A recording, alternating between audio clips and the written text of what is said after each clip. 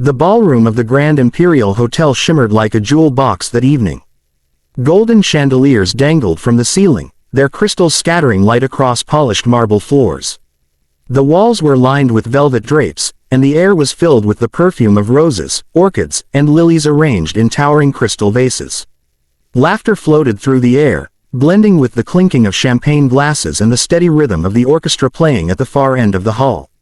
It was the birthday celebration of Victor Levin, one of Russia's most powerful and wealthy businessmen. His fortune, built on oil, shipping, and real estate, made him both feared and admired. Everyone who mattered was there: politicians, investors, celebrities, and socialites. They were eager to be seen, eager to speak to the man whose signature could open doors, or close them forever. Yet in the midst of that grandeur, tucked away by the side of the room, sat a girl who didn't belong to the noise. Alina Levin, 17 years old, looked fragile under the glittering lights. Her pale dress shimmered with sequins, the kind of gown that cost more than most families earned in a year. Her dark hair was styled neatly, a diamond-studded clip holding it in place. She had her father's sharp jawline but her late mother's soft, expressive eyes. But those eyes were sad. She sat with her back almost against the velvet curtain, her hands folded in her lap. She watched the dancers on the floor, the clicks of guests whispering gossip, the bursts of laughter echoing like waves across the ballroom. Yet none of it reached her. She could not hear the laughter. She could not hear the music. Alina was deaf. Her world had been silent since she was 3, when a fever robbed her of sound. She had learned to adapt, reading lips, watching faces, expressing herself through sign language. But here, in her father's world of power and performance, her silence was like an invisible wall. People avoided her not out of cruelty, but out of discomfort. They didn't know what to say, or how to say it. And so, they chose to say nothing at all. The orchestra swelled into a waltz. Alina tapped her fingers lightly against her dress, following the vibration she could feel through the floorboards beneath her chair. Her eyes softened as she watched couples glide across the floor, but there was a shadow of longing too. She wanted to join. She wanted someone to see her, not as the deaf daughter of Levin, but simply as Alina. But no one came. At the far side of the room, waiters moved in perfect synchronization, serving drinks and delicacies. Among them was a young woman named Maya. She was 22, working part-time to pay for her university tuition. Unlike most of the staff, who kept their eyes lowered and their presence invisible, Maya had a quiet curiosity about her. She noticed things others ignored. The way an old politician's hand trembled when he held his glass, the way the pianist winced at a wrong note, and, most of all, the way Victor Levin's daughter sat utterly alone, her smile forced whenever someone's gaze accidentally met hers. Maya paused in her work, her tray balanced with delicate pastries. She recognized that look. She had seen it before, years ago, when she volunteered at a small school for children with disabilities. She had learned a little sign language back then, just enough to talk, to share simple jokes, to make children smile who otherwise spent hours in silence. That memory tugged at her now. Her colleagues didn't notice. They were too busy ensuring the guests were pleased, rushing back and forth with bottles of vintage wine and plates of caviar. But Maya couldn't ignore the girl by the curtain, dressed like a princess yet abandoned in her own father's kingdom. Taking a deep breath, Maya adjusted the tray in her hand and walked slowly toward Alina. When Alina looked up and saw her, her eyes widened slightly. She wasn't used to staff approaching her directly, most were too nervous. Maya set the tray gently on the small table beside her and gave a warm, respectful smile. Then, instead of speaking, she raised her hands. The motions were hesitant, but clear enough. "Hello. Do you like music?" For a moment, Alina froze.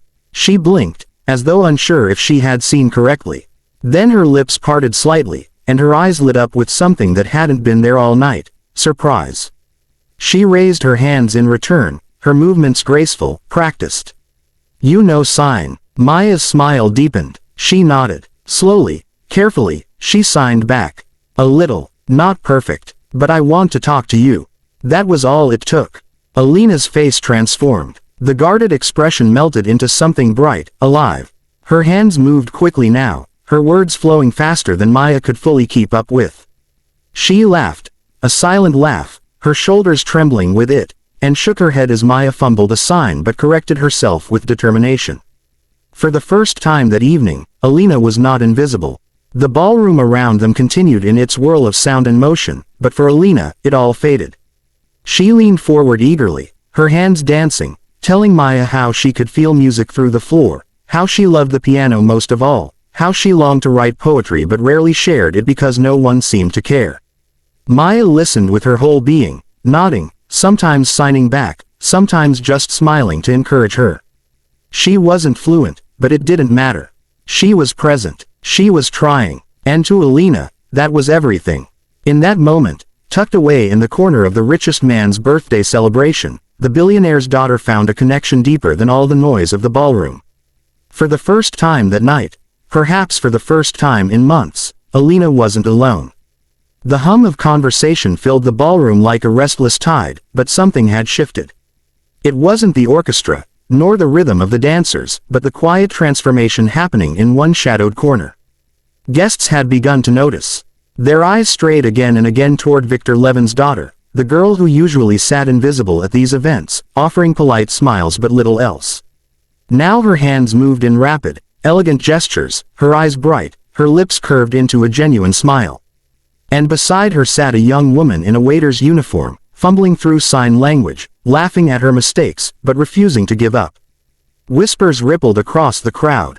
Is she talking with the staff girl? How strange. I didn't know she could, well, communicate like that. Most had never seen Alina animated, her silent laughter filling the space even without sound. And one man in particular noticed with sharp intensity, her father, Victor Levin. From across the ballroom, he stood surrounded by a circle of businessmen and politicians, yet his eyes kept drifting toward his daughter.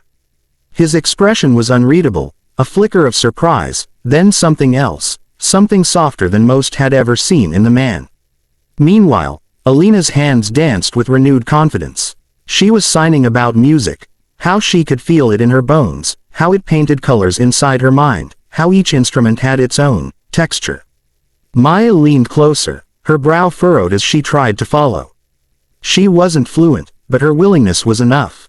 She caught the main words, filling in the rest from Alina's sparkling expressions. Then suddenly, Alina grabbed Maya's hand and tugged her toward the stage where the orchestra had just finished a piece. The musicians looked startled as the billionaire's daughter approached. The pianist, a gray-haired man with kind eyes, hesitated but allowed her to rest her palm against the polished wooden frame of the instrument. Alina closed her eyes. The pianist, uncertain, played a single chord. The deep vibration traveled through the wood, into her hand, and across her body. She smiled, her entire face lighting up. Then she turned to Maya, signing eagerly. Sing for me, I can feel it. Maya froze. Her heart pounded. Sing, she mouthed, pointing at herself, eyes wide. She wasn't a performer. She was a student, a waitress, a girl whose voice had never risen above casual songs in the shower. And here she was, standing in the most extravagant ballroom in the city, being asked to sing before billionaires, ministers, and celebrities. Her instinct was to refuse, to step back into the shadows where she belonged. But then she saw Alina's eyes, hopeful, almost pleading. This wasn't about an audience. This was about one girl longing to feel included in a world she had always been kept apart from. Maya swallowed hard. She nodded once. The pianist, sensing something extraordinary, began to play a gentle melody. It wasn't rehearsed, just an improvisation, soft, flowing, almost like a lullaby. Maya closed her eyes for a moment, drew in a shaky breath, and began to sing. Her voice was clear, tender, untrained but raw with emotion. She sang not for the guests, not for Victor Levin, not for anyone else in the glittering hall. She sang for Alina, and Alina felt it. Her hand pressed firmly to the piano. She swayed gently, her eyes closed, her lips parting in a silent laugh of joy. She didn't hear the melody as others did, but she felt its rhythm, its heartbeat.